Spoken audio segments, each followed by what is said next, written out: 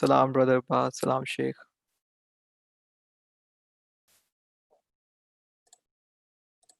Sheikh, can you speak again? I couldn't hear you. Maybe you were mute. Wa alaikum salam, Martin. Can you hear Okay. me? Yeah. Okay. Now I can hear you. Okay. So we are live, and I just messaged the link to the community. So let's just start in 3 minutes. Okay, inshallah.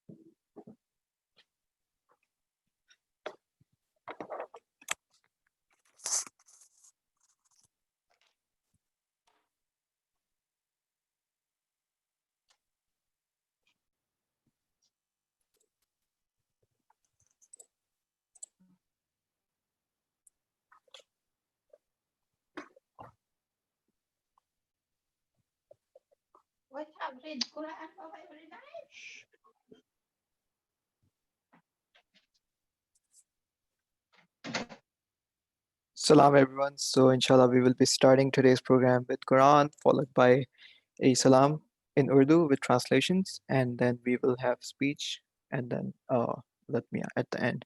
Brother Abbas, whenever you're ready, in 1 minute, you can start.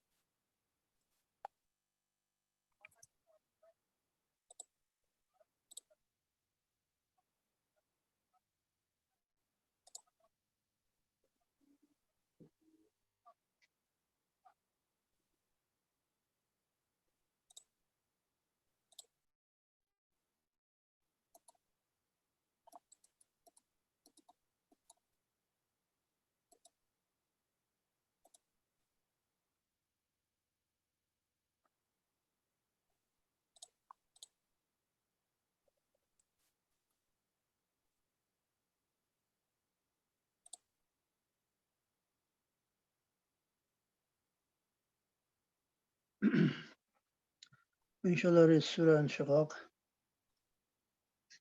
إن الله وملائكته يصلون على النبي يا أيها الذين آمنوا صلوا عليه وسلموا تسليما اللهم صل على محمد وعلى محمد أعوذ بالله من الشيطان الرجيم بسم الله الرحمن الرحيم إذا السماء انشقت وأذنت لربها وحقت وإذا الأرض مدت وألقت ما فيها وتخلت وأذنت لربها وحقت يا أيها الإنسان إنك كادح إلى ربك كدحا فملاقيه أما من أوتي كتابه بيمينه فسوف يحاسب حسابا سعيدا فسوف يحاسب حسابا يسيرا وينقلب إلى أهله مسرورا أما من أوتي كتابه وراء ظهره فسوف يدعو ثبورا ويصلى سعيرا إنه كان في أهله مسرورا إنه ظن أن لن يحور بلى إن ربه كان به بصيرا فلا أقسم بالشفق والليل وما وسق والقمر إذا اتسق لتركبن طبقا عن طبق فما لهم لا يؤمنون وإذا قرئ عليهم القرآن لا يسجدون بل الذين كفروا يكذبون والله أعلم بما يؤودون وبشرهم بعذاب أليم إلا الذين آمنوا وعملوا الصالحات لهم أجر غير ممنون آمنا بالله صدق الله العلي العظيم. Allahumma salli ala Muhammad wa ali Muhammad. Thank you, Brother Abbas. Please recite a salawat. Allahumma salli ala Muhammad wa ali Muhammad.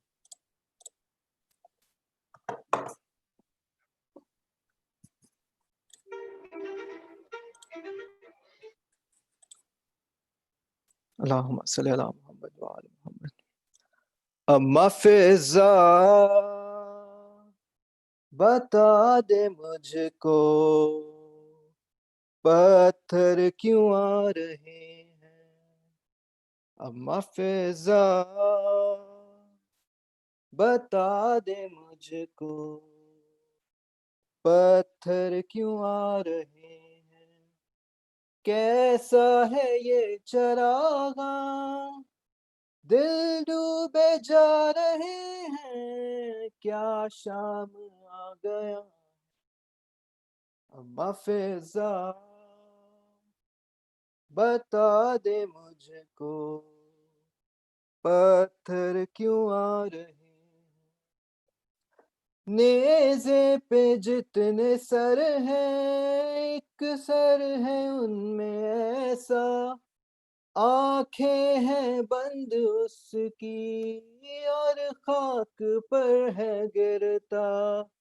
Abbas का ये sir है तेवर बता रहे हैं। क्या शाम आ गया है। अम्मा फिजा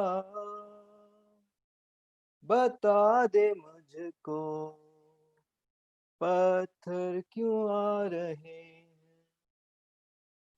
आया जो बाबे साथ रोक के गए मुसाफिर। कहता था शिम्र इनको करना भी ना हाजिर। दरबार को अभी हम दुल्हन बना रहे हैं। क्या शाम आ गया है। अम्मा फिजा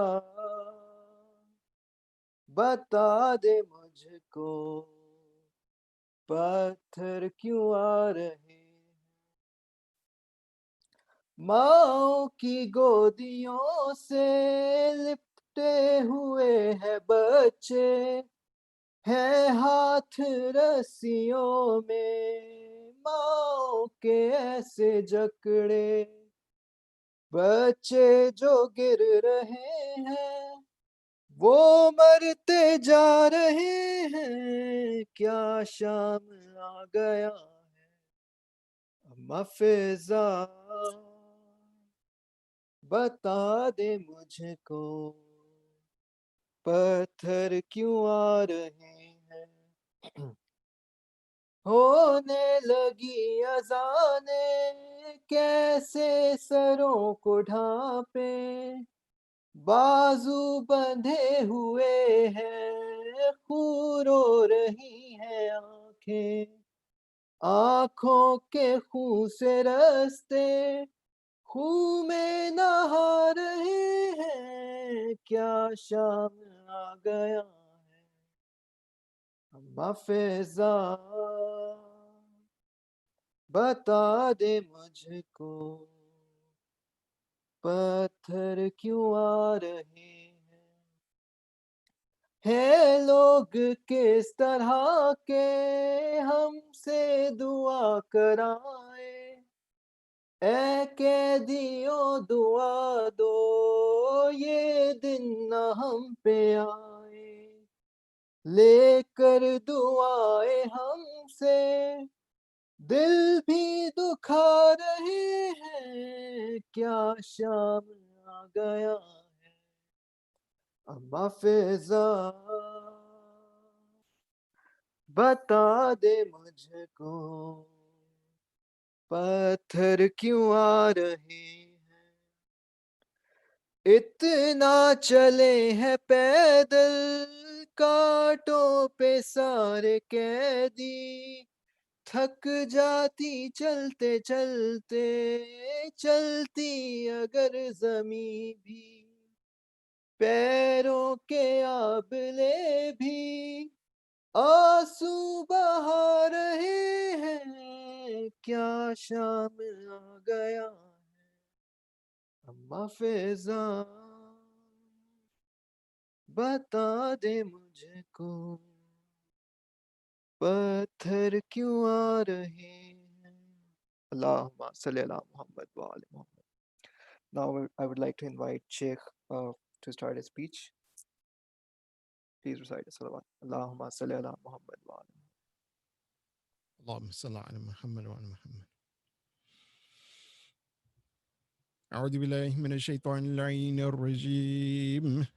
بسم الله الرحمن الرحيم به نستعين.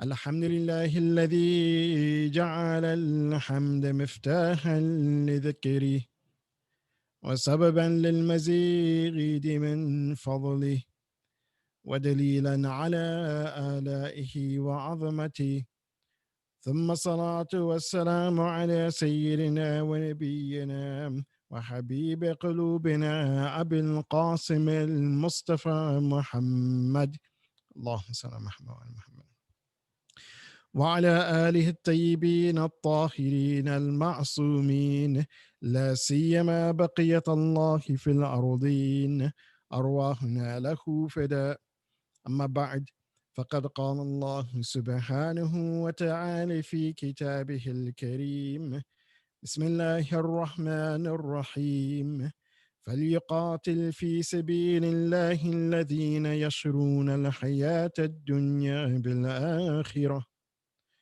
ومن يقاتل في سبيل الله فيقتل أو يغلب فسوف نؤتيه أجرا عظيما صدق الله علي العظيم. Assalamu alaikum wa rahmatullahi wa barakatuh, mu'minin mu'minat. First and foremost, I give my condolences to all of you on the occasion which we are commemorating, and that is the aftermath of the tragedy of Karbala, an aftermath which is also a great tragedy within itself.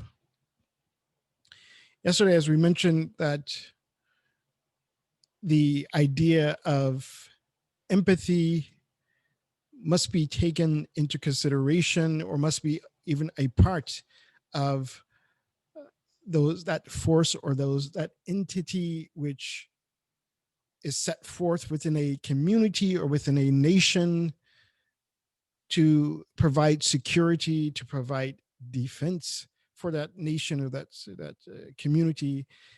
It must have an element of empathy within it.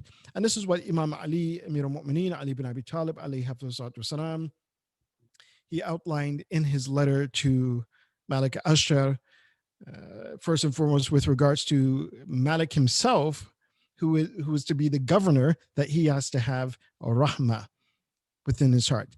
And then Imam Ali, he advised him that after you have this rahmah, then you're able to establish justice, and that justice first and foremost must be established upon yourself and upon those individuals that are close to you, your family members, or those individuals also within the society, the citizens. It must be established upon them.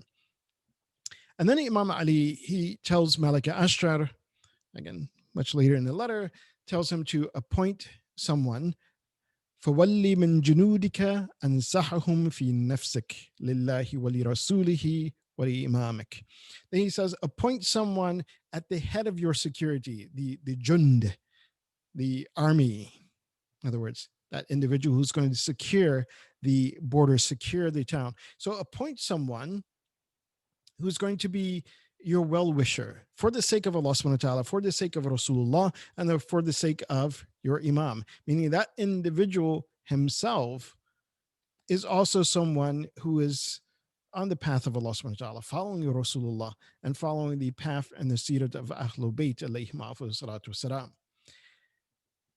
And then Imam Ali, he points out another quality of this individual who is to be the head of security, the head of this jund.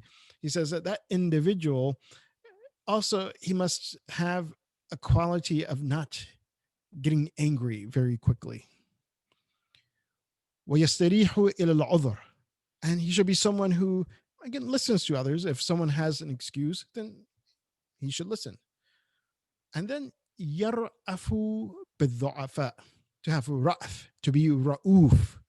In other words, to be kind, to connect and have empathy with those individuals who are weak in the society, those individuals who may easily become the victims of others. If others are going to maybe transgress their rights, then that individual who is the head of security, again, he identifies with him and he protects them from that. And this is why Allah subhanahu wa ta'ala in verse 74 of Surah An-Nisa, immediately he points out, he says that فَلْيُقَاتِلْ فِي سَبِيلِ اللَّهِ.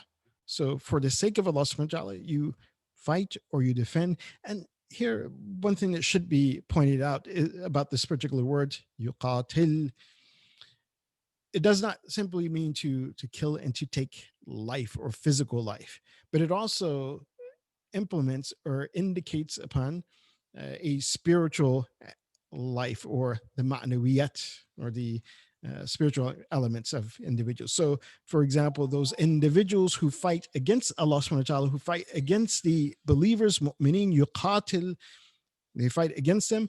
It's not simply that they are fighting against them or they're in opposition of their physical life, but at times also even their spiritual life and their connection to Allah subhanahu wa ta'ala. And this is something that a number of the mufassirin and the linguists, they have pointed out about this word. And it's very important, particularly so when we understand, we go and we begin to explain a bit about the second verse, which is verse 75 of Surah An-Nisa. So Allah subhanahu wa ta'ala, he says, stand firm against those individuals, يَشْرُونَ الْحَيَاةِ الدُّنْيَا بِالْآخِرَةِ. They have nothing to do with the spiritual realm. They have nothing to do with Allah subhanahu wa ta'ala. So therefore, they're not following the laws of Allah subhanahu wa ta'ala. They're not those individuals who are upholding justice, again, because they do not believe. Allah subhanahu wa ta'ala says to the believers, يَا أَيُّهَا الَّذِينَ آمَنُوا كُونُوا قَوَامِينَ بِالْقِسْطِ, to establish justice. So the believer stands against them, and whether they are victorious or they are martyred in the way of Allah subhanahu wa ta'ala, Allah subhanahu wa ta'ala will reward them greatly. And then Allah subhanahu wa ta'ala, he states in next verse, verse 75, he says, وَمَا لَكُمْ لَا تُقَاتِلُونَ فِي سَبِيلِ اللَّهِ والمستضعفين من الرجال والنساء والولدان الذين يقولون ربنا أخرجنا من هذه القرية الظالم أهلها وجعل لنا من لدنك وليا وجعل لنا من لدنك نصيرا. So Allah subhanahu wa ta'ala, as the Mufassirin, they say that Allah subhanahu wa ta'ala, he is in some sense he is encouraging and posing this question to the believer. He says, and what is it, or why should you not stand in defense for the sake of Allah subhanahu wa ta'ala, and for the sake of those individuals who are mustada'afin, who are weak, those same individuals that Imam Ali alayhi salam, he's telling Malika Ashtar, he says that when you appoint that individual who is the head of your jund, وَوَلِّ مِن جُنْدِكَ, he says this individual, he has to be what? يَرْفَعُ بِالضُّعَفَاء. He has to be kind towards those individuals who are weak within society. Again, everyone has different challenges within the society, different challenges within their life. So that individual who is, let's say, for example, a police officer, we'll use this example since many of the lectures during this particular year have been speaking about social justice. And of course, what has sparked a lot of the discussion on social justice is some of the police brutality. So that individual should have compassion in his heart. and whether it's a police officer, whether it is a general in the military, should have compassion in his heart for the mustada'afin, for the du'afa, those individuals who are in society. That Imam Sadiq alayhi salam, he explains that who are these du'afa or the mustada'afin? Says that those are the individuals la hilata lahum. That again, they have no way out of their situation. They're in a very precarious situation, because it's important to understand who exactly qualifies as those mustada'afin, which again, the jund, the head of that security detail, the general, or whoever, why they must be compassionate towards those individuals who are mustada'afin, and should be able to identify them. A little bit later in Surah An-Nisa, verse 97, Allah subhanahu wa ta'ala, he speaks about the mustada'afin as well, or at least some individuals who thought they were mustada'afin. They considered themselves mustada'afin. However, according to Allah subhanahu wa ta'ala, and according to what their hisab was on the Day of Judgment, or will be on the Day of Judgment, then they were not truly among the mustada'afin. Allah subhanahu wa ta'ala, he states in Surah, in verse 97, he says, إِنَّ الَّذِينَ تَوَفَّاهُمُ الْمَلَائِكَةُ ظَالِمِي أَنفُسِهِمْ قَالُوا فِيمَا كُنْتُمْ. So those individuals who the angels came and they took their soul at the end of their life. The angels took their soul. The angel of death came, or one of the angels that the angel of death he commands, took the soul of that individual who was ظالمي أنفسهم, those individuals who oppressed themselves. And these individuals were questioned that, well, what state were you in? Why were you in this situation that you were, again, madhloom, or at least not madhloom by your own hands? So those individuals, they respond to the angels. They were responding to this question that Allah subhanahu wa ta'ala is having the angels ask him. قالوا كنا مستضعفين في الأرض. They said, oh, well, we were the weak in the earth. We were mustada'afin.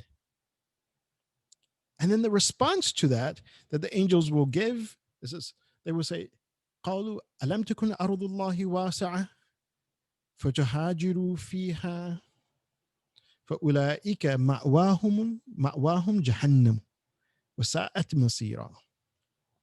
So they will respond to that answer that these individuals gave, that they said that, oh, well, we were mustada'afin, and so we cannot, so this is why we're in the state that we're in, that we have oppressed ourselves. And ظالمي أنفسهم, meaning that those individuals were also, they were engulfed in sin.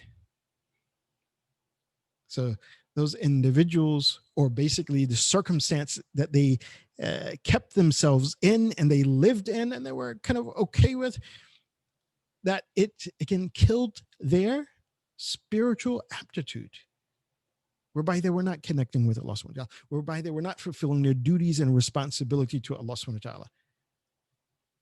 And the reason for this, they said, oh, well, we were mustada'afin fil ard. We didn't have any other option on earth. So Allah, the angels, they say that, well, was not Allah subhanahu wa ta'ala's earth vast? Alam takun ardullahi wasi'ah? Was it not vast? فَتَهَاجِرُوا فِيهَا, that you could have made hijrah. You could have taken yourself out of that situation whereby it would weaken your faith and your iman. You could have taken yourself and removed yourself from that environment which puts you in this state that you're heedless of Allah subhanahu wa ta'ala, you're heedless of Allah subhanahu wa ta'ala's command. You're not fulfilling your duty. So in one sense as well, that defense of the mustada'afin that Allah subhanahu wa ta'ala, he also talks about in verse 75 of Surah An-Nisa, that the mu'mineen, they're required to defend those individuals that, yes, la hilata lahum, that they have no other option. These individuals are not able to take themselves out of their oppressive situation, their oppressive state, they have nowhere else to go, or they don't have the means to even get out or to move forward. Because that mustada'af, again, when we look at it within the framework of Islamic uh, laws or Islamic ideology, the hadith or wayat, mustada'af can be applied to a number of different individuals. Those individuals who are mustada'af, physically they're weak, physically they're not able to go anywhere, physically they're confined to their spaces or these type of things. And Imam Ali also, he explains this in the letter to Malik Ashtar, when he talks about those individuals who are from tabaqat al-sulfla, those individuals who are from the kind of lowest class of the society. And again, not low class, that they don't have any manners or anything like that, meaning that their situation is such that they are destitute, that they don't have money. La hila, as Imam Ali, he explains as well, la hilata lahum. Why? Because they're masakin. They're those individuals who are masakin, al-muhtajin, those individuals who are poor, or those individuals who, as Imam Ali says, ahl al-bu'sa was-zamna, those individuals, ahl al-bu'sa, that again, they've fallen into some bad times, some calamities. Maybe they did have wealth, but something happened, they went bankrupt, now they have nothing. Or they're the ahl zamna, meaning those individuals, they are disabled, again, and they are not able to move around easily. So that individual, not only the governance, as Imam Ali, he's telling Mala Ashtar, but even that individual who is the head of your security, that they have to have compassion towards these individuals and defend them.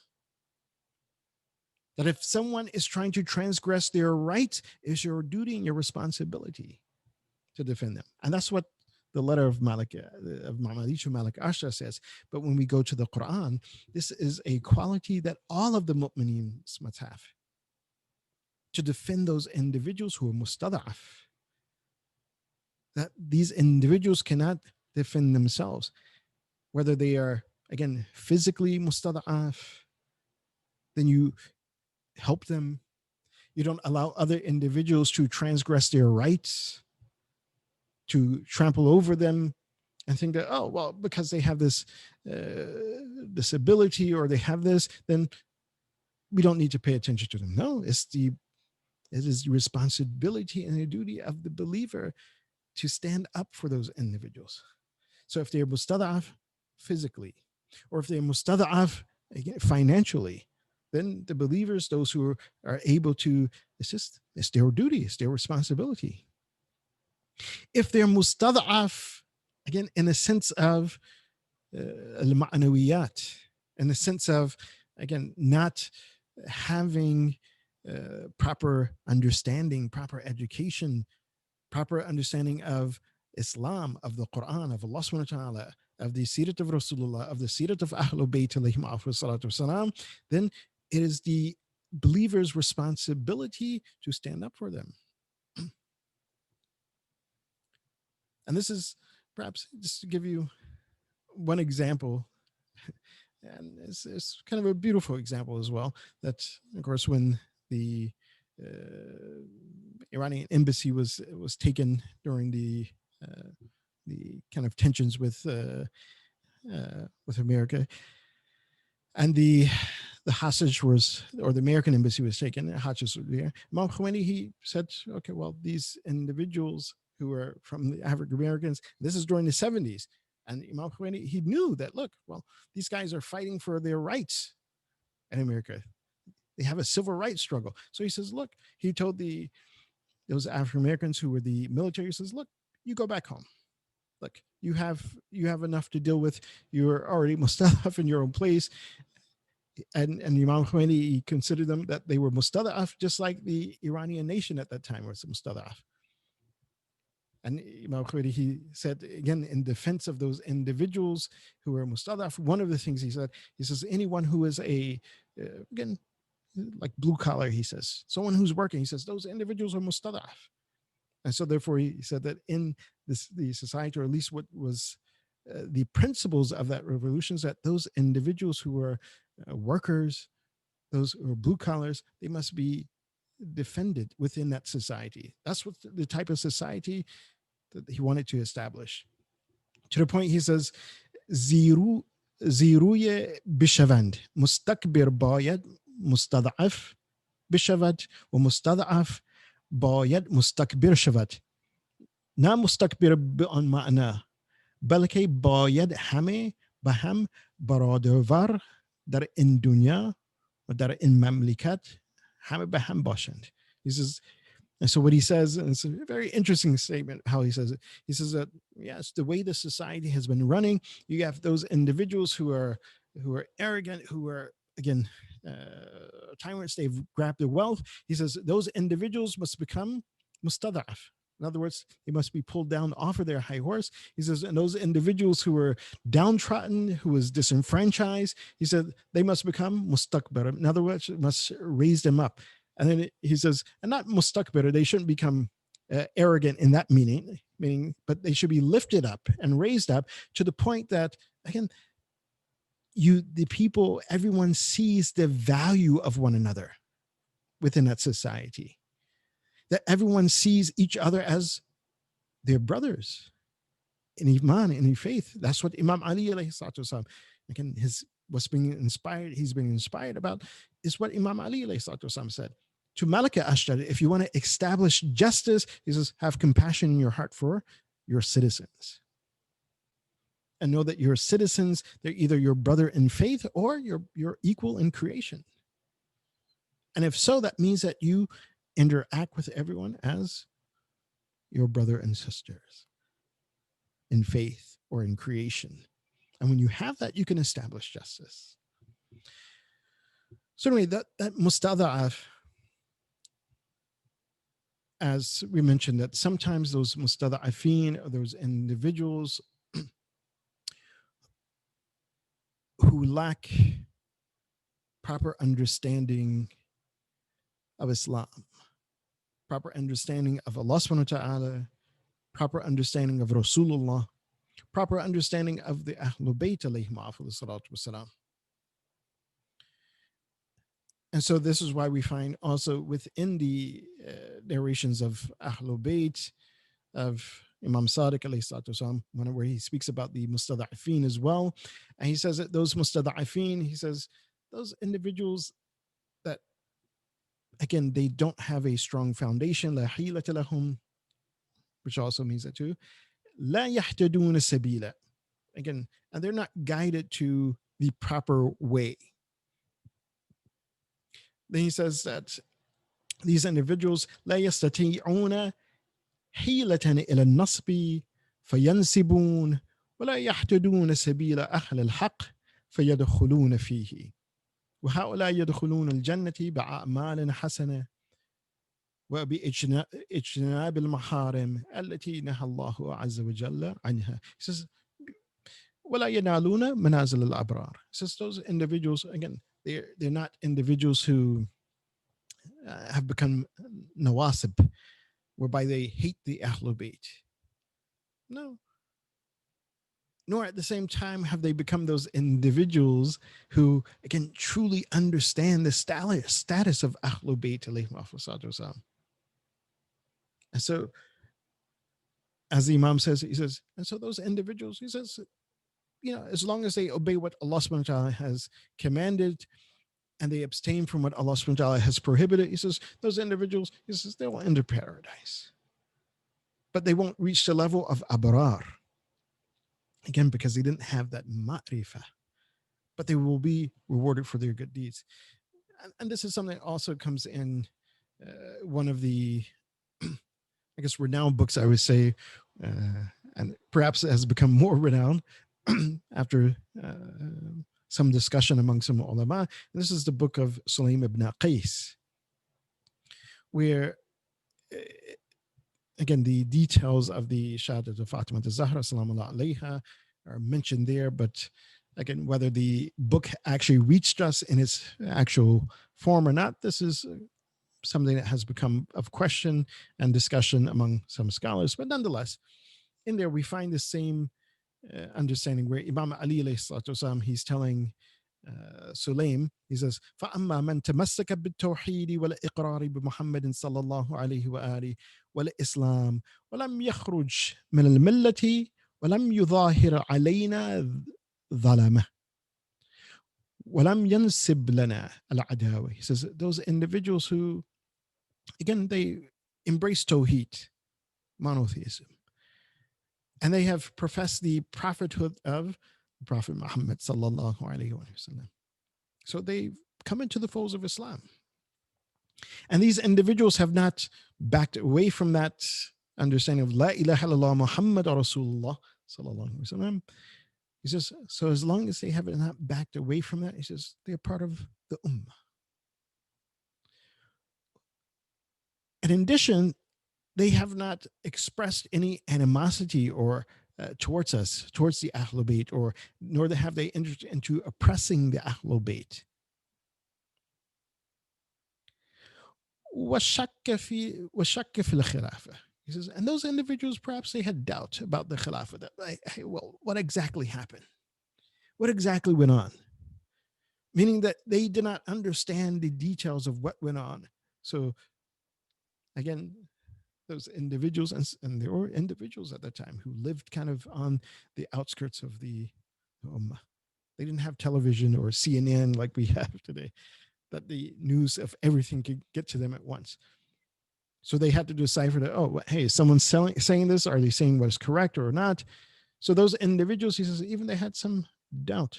شَكَّ فِي الْخِلَافَةِ وَلَمْ يَعْرِفْ أَهْلَهَا. They didn't know exactly who it should have gone to. وَوُلَاتَهَا. And those individuals who truly have the walaya. وَلَمْ يَعْرِفْ لَنَا وَلَايَ.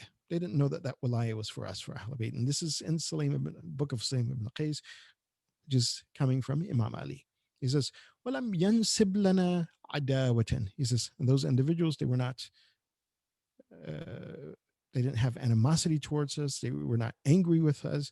Again, they didn't have knowledge. He says, فَإِنَّ ذَلِكَ مُسْلِمٌ مُسْتَضْعَفٌ يُرْجَى لَهُ وَرَحْمَةُ اللَّهِ. He says, so that individual is a Muslim mustada'af.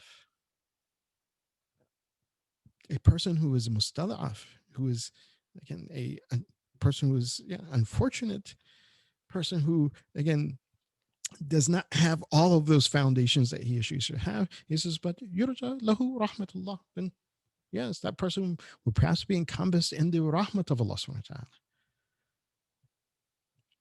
And that's why it is important that even the believer, that when he goes forth and defend Islam in the way of Allah subhanahu wa ta'ala, and for the mustada'afin, meaning that that individual, yes, if it takes a security detail, there's some sort of security threat or some sort of thing that you need police or you need an army, then the believer has to step forward for that.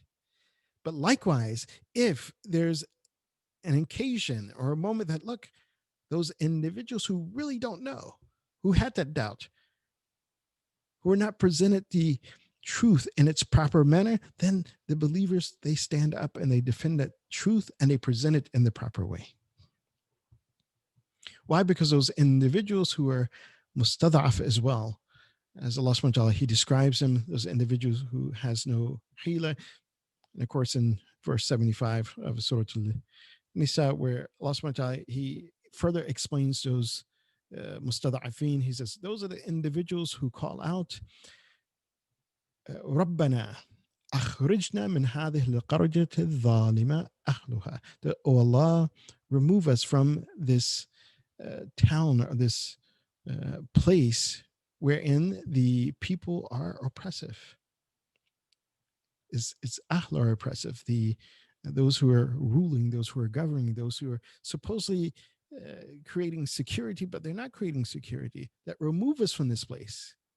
وَجْعَلْ لَنَا مِنْ لَدُنْكَ وَلِيًّا. And make for us someone who is your wali, someone who is, again, governing by your authority, Allah subhanahu wa ta'ala.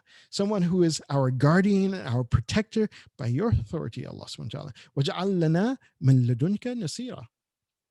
and bring for us someone who is helping us for your sake, Allah subhanahu wa ta'ala. So that believer is the one who fulfills that role. And again, inshallah, as Imam Zain al-Abidin alayhi hafizahullah, he states that, oh Allah, make us among those individuals who act on your behalf. In other words, employ us to do those things that you want us to do, to behave the way you want us to behave, to, again, be champions of truth the way you want us to be champions of truth. Because that means that, again, on both fronts, not only, again, being those individuals who are willing to stand forth and stand firm in the face of animosity, as the Shuhada of Karbala did, for the sake of Allah subhanahu wa ta'ala, in defense of Muhammad wa Ali Muhammad. But even when we look at their character, we look at their iman as well. These were individuals who stood firm on that. And one example I'll give, I'm not going to go into his maqtal, but it comes to mind, is Burayr, the companion of Imam Hussein alayhi hafizahullah, by the name of Burayr, who was shaheed in Karbala.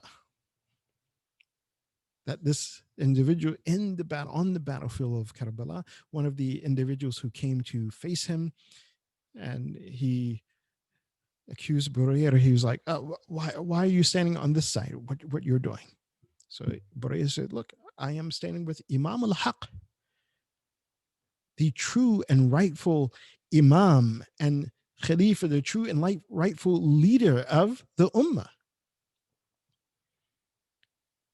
And then so the other person, he says, no, this is what I'm doing. So Burayr, he actually challenges this individual to a mubahila on the battlefield of Karbala.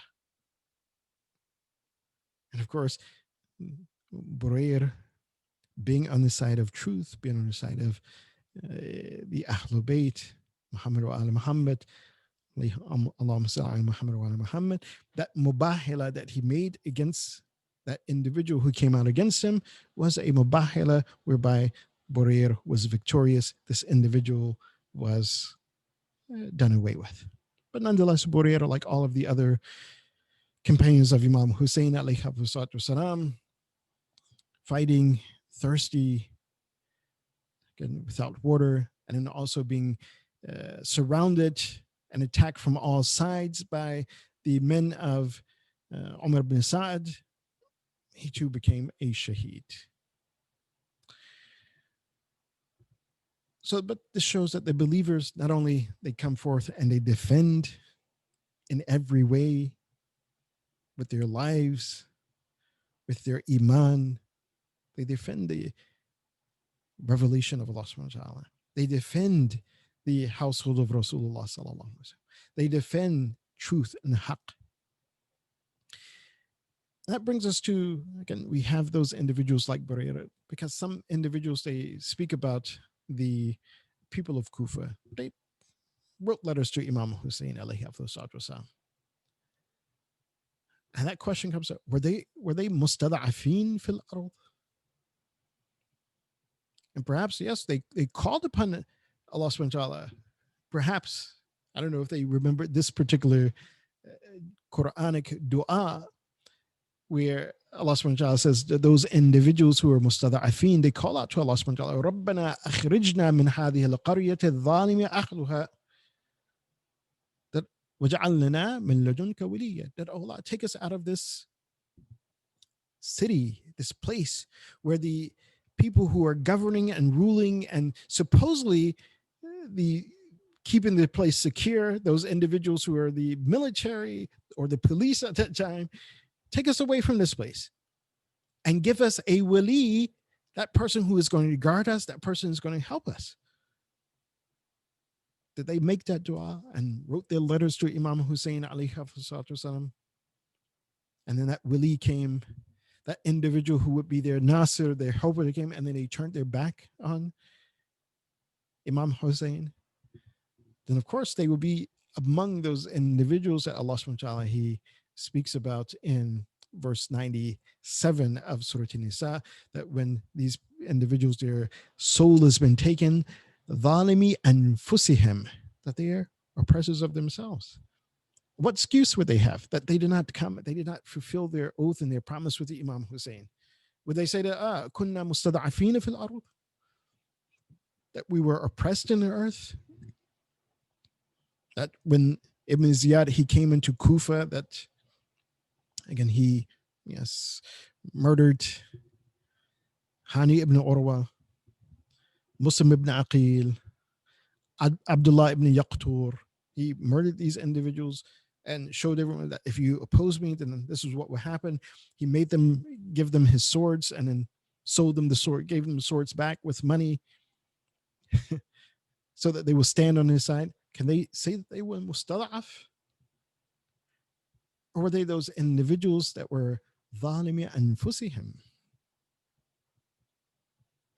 And this is why one of the companions of Imam Sadiq alayhi wasalam, and he asked Imam Sadiq about those individuals who, again, they claim that they're the Shia of Ali Muhammad. And he came and he made this statement. Imam Sadiq alayhi wasalam, he says that what type of Shia are you? Or a lover of Ahl Bayt? وكم محبوك وكم محبوك يا ابن رسول الله. Sorry, that he asked Imam Sadiq, he says that we are muhibbuk, and Imam Sadiq asks him, he says, وأي نوع من محبك من محبينا. So what type of lover are you of us? And this person, he asks Imam, he says, how many are there? How many types are there? So Imam Sadiq, he says, there are 3 types. And we see these 3 types in the event of Karbala, surrounding this event. So Imam Sadiq alayhi, he says that ala thalathe tabaqat. There are 3 types of lovers of Ahlul Bayt. Those who have compassion and love for Ahlul Bayt. Those who have that empathy and they're connecting with the Ahlul Bayt. Those individuals who supposedly are following that statement of Allah subhanahu wa ta'ala in the Quran, where he tells his prophet that tell your ummah that there's no reward for this final revelation illa mawaddata fil qurba.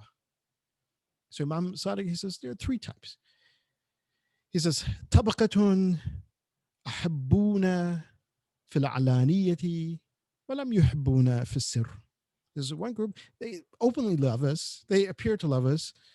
Again, they do things in the open that shows that they love us. He says, but in secret or in their heart, in their innermost self, he says, they don't have love for us. وَتَبَقَةٌ يُحِبُّونَ فِي السِّرِّ وَلَمْ يُحِبُّونَ فِي الْعَلَانِيَةِ. Those individuals who, again, they love us in secret. They love us in secret, but they don't display that love. They don't show that love. Perhaps they're in taqi or something. Then he says, وَتَبَقَةٌ يحبون في السر والعلانية وهم النمة الأعلى. He says, and then there's that group who love us in their heart. They connect with us in their heart and in their outward state of being and living and actions and interactions. He says, and these are the highest group of our lovers, that not simply in their hearts or not simply apparently, but in their apparent state of being, in their actions, their ibadah, how they interact with others, and then also in their hearts. Yuhibbuna. And then he says that this group is very small, a very small group of individuals like that. Then he says, and the middle group, وَتَبَقَةُ الثَّانِيَةِ النَّمَةُ الْأَسْفَلِ. He says the one that is the kind of lowest group. He says that these are the individuals يُحِبُّونَ فِي الْعَلَانِيَةِ وَصَارُوا بِسِيرَةِ الْمُلُوكِ. He says they appear to love us.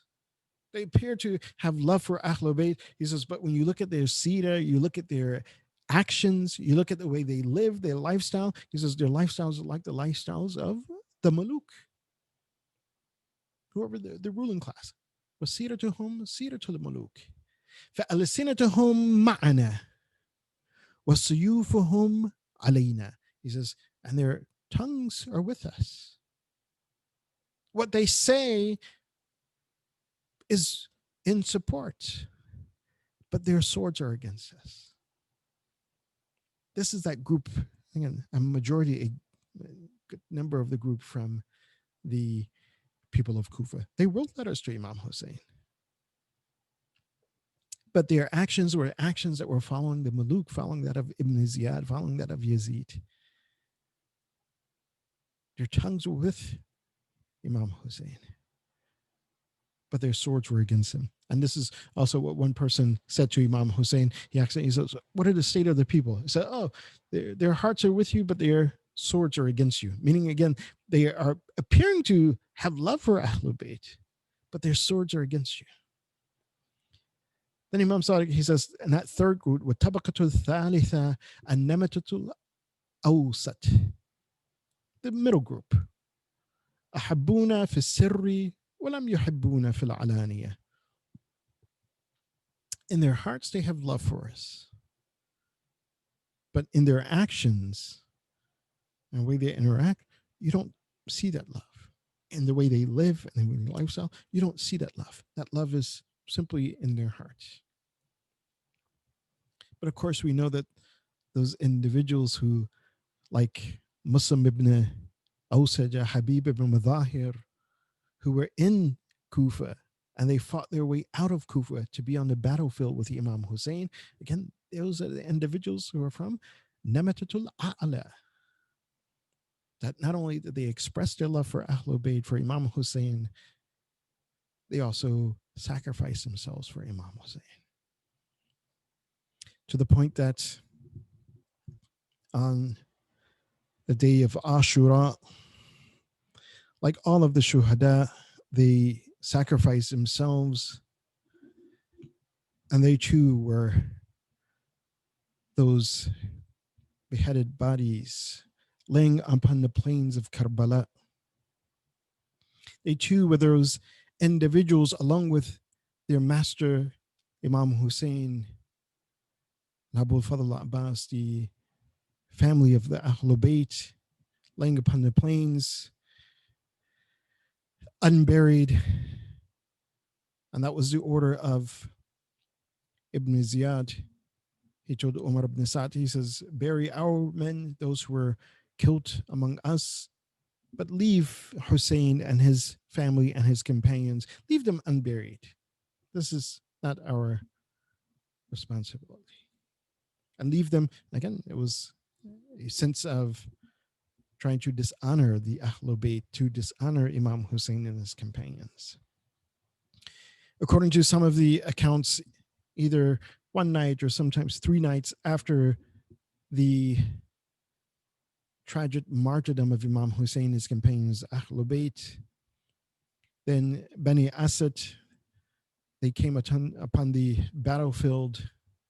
Some of the women came upon the battlefield, and they had spoke with Imam Hussein beforehand that the women would come and other individuals, they would come and they would bury the bodies, that if there was something happening, they will take care.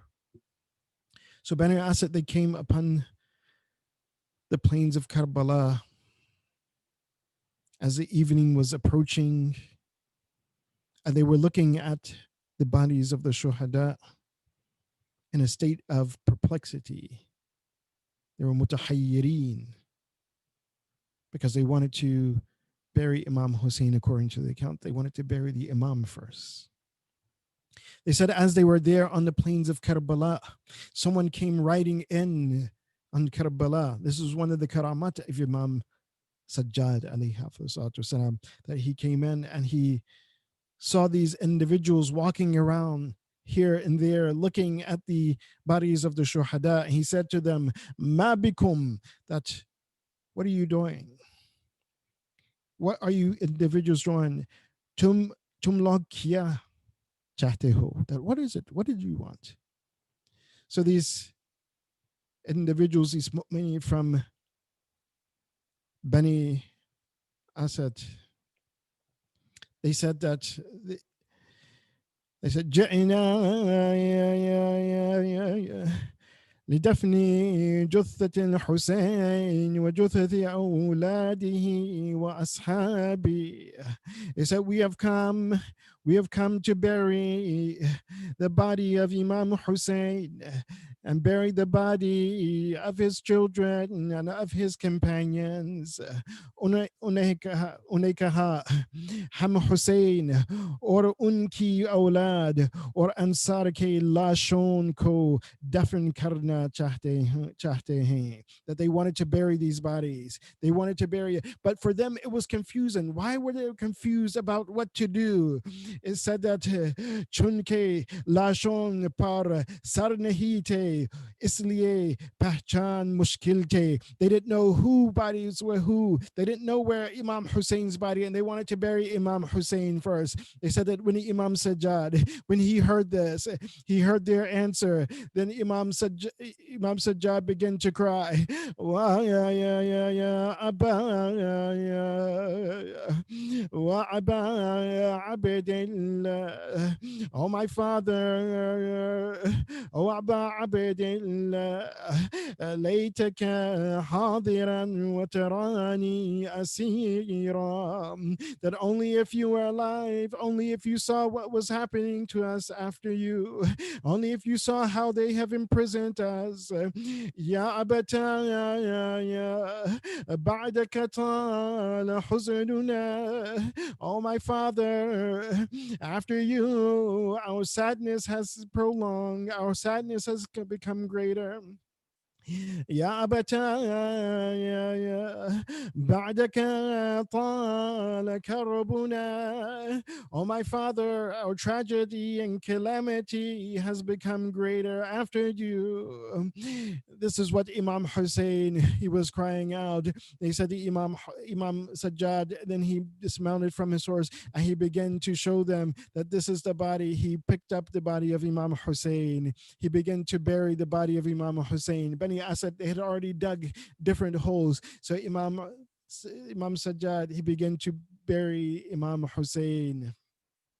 And then he began to show the bodies one by one that this is Ali Akbar, this is my brother, this is my brother Ali Asghar. He was pointing out all of the shuhada and he buried them. And then Imam Sajjad, he walked a little bit further away from all of the other shuhada and he came upon the body of his uncle Abul Fadl al-Abbas. He came upon the decapitated body and the body that had no hands, and he buried Abul Fadl al-Abbas. But when he looked at the body of Abul Fadl al-Abbas, it said that Imam Sajjad, he began to weep profusely. He began to recount what happened to Abul Fadl al-Abbas, that how he only went to go get water and how his right and his left arms were severed. Inna lillahi wa inna ilayhi raji'un. وسيعلم الذين ظلموا أي منقلب ينقلبون. اللهم بحق هذا المجلس الحسيني اغفر ذنوبنا واستر عيوبنا وقضي حوائجنا واشف مرضانا وارحم أمواتنا وعجل فرج مولانا صاحب العصر والزمان واجعلنا من أعوانه وأنصاره والمستشهدين بين يديه وتحت لواء بحق محمد وآله الطاهرين. ماتم حسين.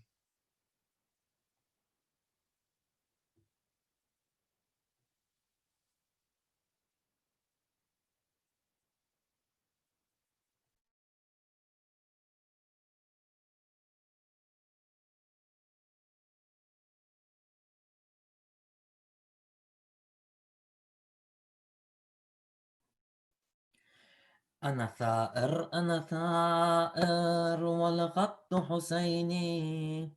أنا ثائر والخط حسيني. فأثور بوجه الظالم وأجاهد مثل القاسم.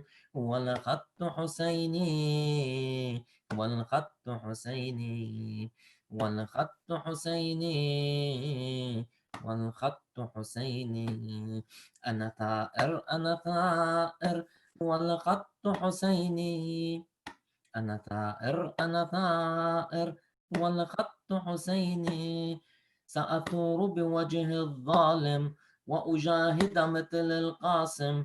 والخط حسيني والخط حسيني والخط حسيني والخط حسيني. سأنادي سأنادي ما بين الناس بجهادي بجهادي ولهي بحماسي. سأنادي سأنادي ما بين الناس بجهادي بجهادي ولهي بحماسي. أن أفدح كيد الغاشم وأجاهد مثل القاسم. والخط حسيني والخط حسيني والخط حسيني والخط حسيني. أنا ثائر أنا ثائر والخط حسيني. أنا ثائر أنا ثائر والخط حسيني. سأثور بوجه الظالم وأجاهد مثل القاسم.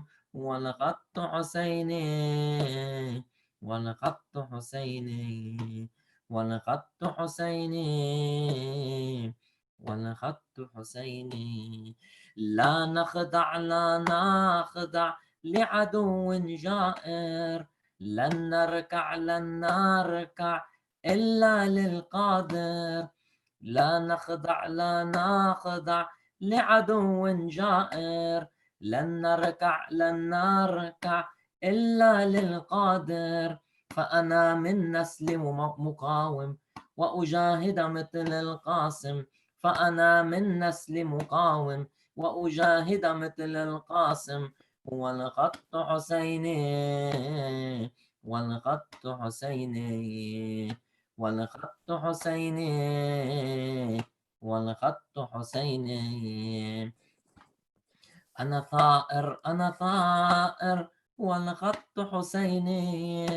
أنا ثائر أنا ثائر والخط حسيني. سأثور بوجه الظالم وأجاهد مثل القاسم. والخط حسيني والخط حسيني والخط حسيني والخط حسيني. أحرار أحرار والعالم يشهد. ثوار ثوار من جند محمد. أحرار أحرار والعالم يشهد. ثوار ثوار من جند محمد. للظالم لست أسالم وأجاهد مثل القاسم. للظالم لست أسالم وأجاهد مثل القاسم. والخط حسيني والخط حسيني والخط حسيني والخط حسيني. أنا ثائر أنا ثائر والخط حسيني. أنا ثائر أنا ثائر والخط حسيني. سأثور بوجه الظالم وأجاهد مثل القاسم. والخط حسيني والخط حسيني والخط حسيني والخط حسيني. بدماء بدماء أحيا دنياه. وإباء وإباء خلد ذكراه. بدماء بدماء أحيا دنياه. وإباء وإباء خلد ذكراه. وهب الأجيال عزائم وأجاهد مثل القاسم. وهب الأجيال عزائم وأجاهد مثل القاسم.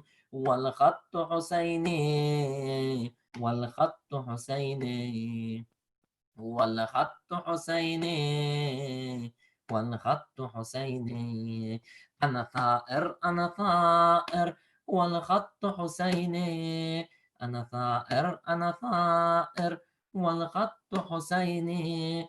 سأثور بوجه الظالم وأجاهد مثل القاسم ونخط حسيني ونخط حسيني ونخط حسيني ونخط حسيني حسين. Allahumma salli ala Muhammad wa ali Muhammad. Thank you, Sheikh Jafar. Thank you, Brother Jabir. Inshallah, we will be having Dua Kamal on Thursday and our regular programs with Sayyid Asad Jafri starting Friday at the same time at 8:30 p.m. Inshallah. Salam. عليكم السلام. وعليكم السلام ورحمة الله.